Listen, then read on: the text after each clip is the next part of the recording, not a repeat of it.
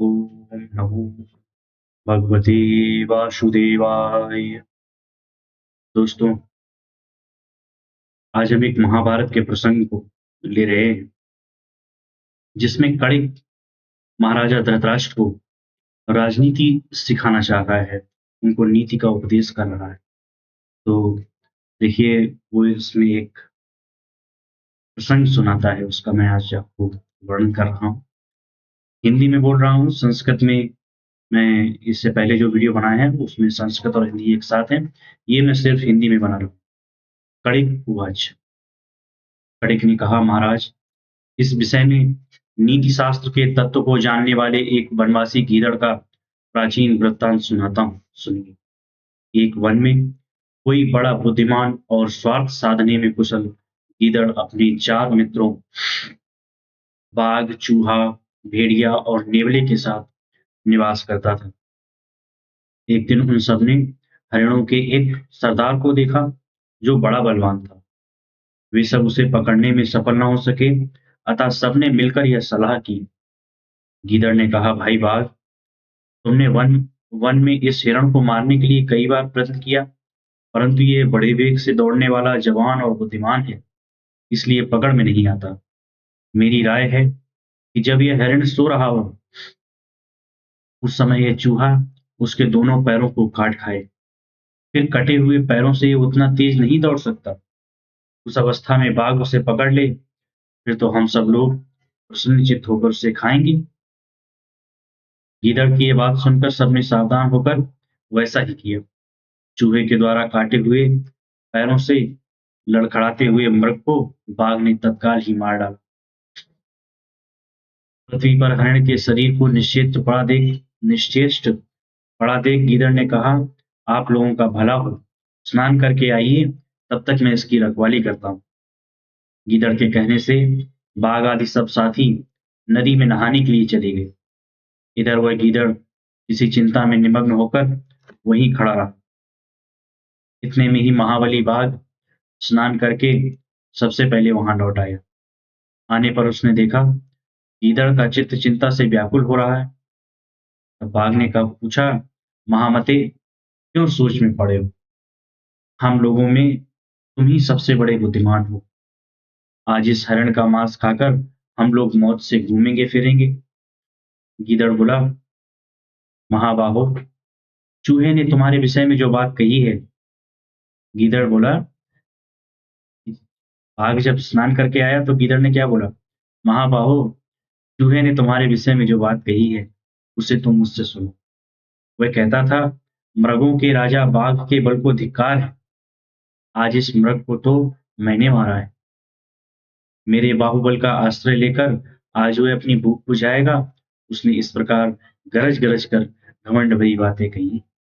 अतः उसकी सहायता से प्राप्त हुए इस भोजन को ग्रहण करना मुझे अच्छा नहीं लगता। बाघ ने कहा, यदि वह ऐसी बात कहता है, तब तो उसने इस समय मेरी आंखें खोल दी, मुझे सचेत कर दिया। आज से मैं अपनी ही बाहुबल के भरोसे वन जंतुओं का वध किया करूंगा और उन्हीं का मांस खाऊंगा। यूं कहकर बाघ वन में चला गया। इसी समय चूहा भी नहा धोकर आ पहुंचा। उसने उसे आया देख गीदड़ ने कहा, गीदड़ बोला, चूहा भाई, तुम्हारा भला हो, नेवले ने यहाँ जो बात कही है उसे सुन लो।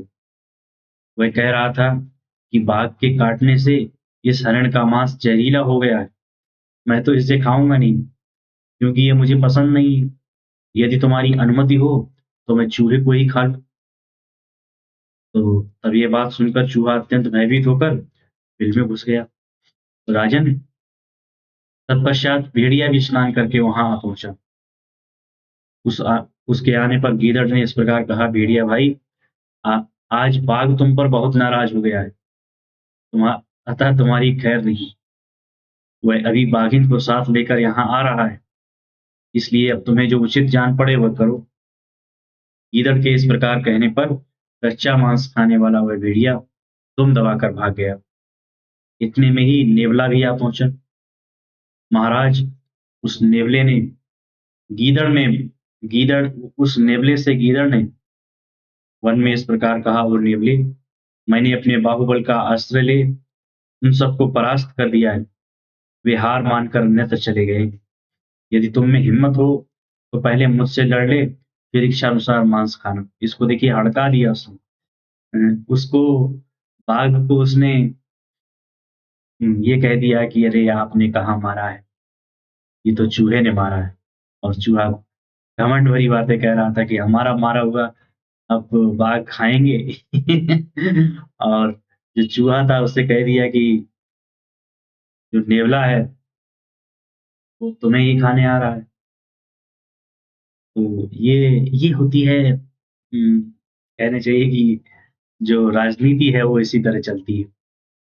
अ, जब एक ही व्यक्ति हो और 100 दावेदार हो, तो जो बुद्धिमान हो वही उसको प्राप्त कर पाता है, कर सकता है। तो ये उसने बताया कि कैसे लोगों को जो अपने से बलवान है, उससे कह दीजिए कि आप नहीं मार पा रहे हैं, चलिए हम चूहे से अ, इसको बाघ को ये उसके पैर कुतर देगा, तो आप उसको मार डालेंगे। जब ये सो रहा होगा तब चूहा, और चूहा क्या कुतर पाया होगा? चूहा मृग को क्या कुतर पाया? तो एक बहाना था कि भाई हम इनके सहारे से मारेंगे तो वो बाघ ही मरवा बाघ से ही लिया, लेकिन एक एहसान रख दिया कि भाई चूहे चूहे ने मारा है। तो ये इस तरह चलता है सब। नेवले ने कहा, जब बाघ, भेड़िया और बुद्धिमान चूहा ये सभी वीर तुमसे परास्त हो गए, तब तो तुम वीर शिरोमणि हो, मैं भी तुम्हारे साथ युद्ध नहीं कर सकता। यूं कहकर नेवला भी चला गया। कड़िप कहते हैं, इस प्रकार उन सबके चले जाने पर अपनी युक्ति में सफल हो जाने के कारण गीदड़ का हृदय हर्ष से खिल उठा। तब उसने अकेले ही वह मांस खाया। राजन, ऐसा ही आचरण करने वाला राजा सदा सुख से रहता है और उन्नति को प्राप्त होता है। डरपोक को भय दिखाकर फोड़ ले, तथा जो अपने से सूरवीर हो उसे हाथ जोड़कर बस में करे। लोभी को धन देकर तथा बराबर और कमजोर को पराक्रम पराक्रम से बस में करे। राजन, इस प्रकार आपसे नीतियुक्त बर्ताव का वर्णन किया गया है। दोस्तों, आप सबने इस प्रसंग को सुना, इसके लिए आपका बहुत बहुत धन्यवाद। नमस्कार।